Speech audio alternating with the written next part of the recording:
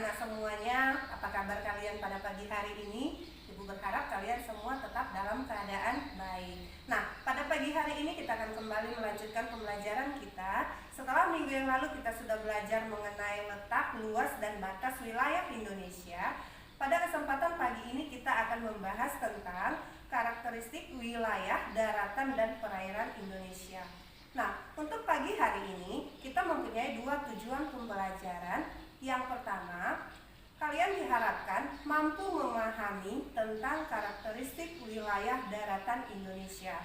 Yang kedua, kalian diharapkan mampu memahami tentang karakteristik wilayah lautan Indonesia.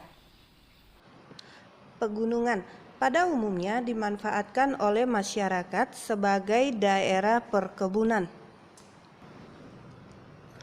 Pegunungan merupakan suatu area geografis dengan gunung-gunung yang terkait secara geologis yang membentuk suatu jajaran atau rantai.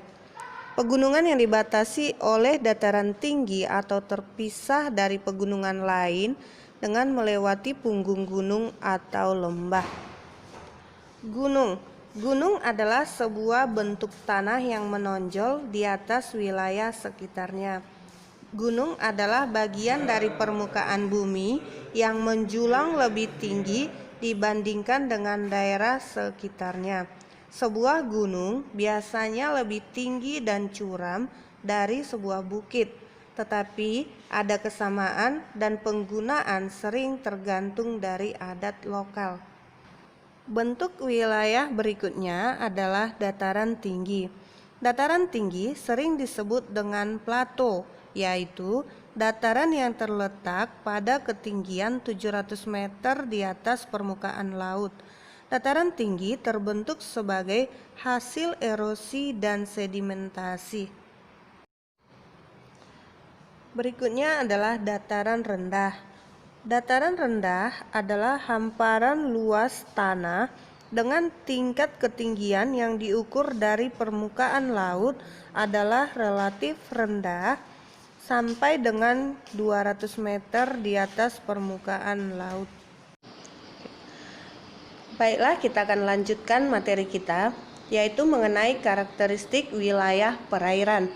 Karakteristik wilayah perairan di Indonesia terdiri dari danau, sungai, laut, teluk, selat, dan samudra. Baiklah, kali ini kita akan membahas tentang relief dasar laut. Seperti halnya bentuk muka bumi di daratan, dasar laut juga mempunyai bentuk beraneka ragam. Perhatikan gambar berikut. Dangkalan atau shell adalah dasar laut yang dangkal yang dalamnya kurang dari 200 meter. Berikutnya adalah lubuk laut atau sering disebut dengan basin, yaitu dasar laut yang bentuknya bulat cekung terjadi karena adanya peristiwa ingresi atau pemerosotan dasar laut. Selanjutnya adalah ambang laut. Merupakan pegunungan di dasar laut yang terletak di antara dua laut dalam. Selanjutnya adalah palung laut, yaitu lembah atau jurang yang sangat dalam dan memanjang di dasar laut. Dan yang terakhir adalah gunung laut, yaitu gunung yang kakinya di dasar laut, sedangkan badan atau puncaknya muncul ke atas permukaan air laut. Bagaimana anak-anak setelah sudah melihat tayangan tadi, apakah kalian sudah mengerti dengan materi yang kita sudah bahas? Oke, Ibu berharap kalian semua sudah dapat mengerti ya.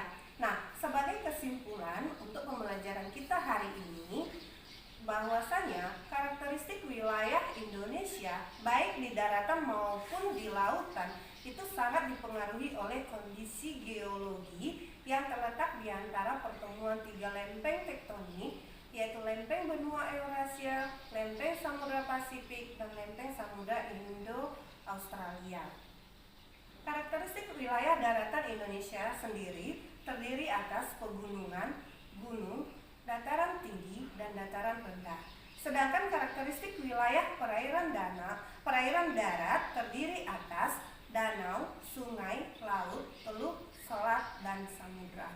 Demikianlah kesimpulan kita pagi hari ini, dan minggu depan kita kembali akan membahas tentang potensi dan pengelolaan sumber daya kelautan Indonesia. Demikian untuk pagi hari ini. Ibu harapkan kalian tetap menjaga kesehatan, tetap rajin mencuci tangan, gunakan masker kalau di tempat keramaian dan di luar, dan tetap semangat.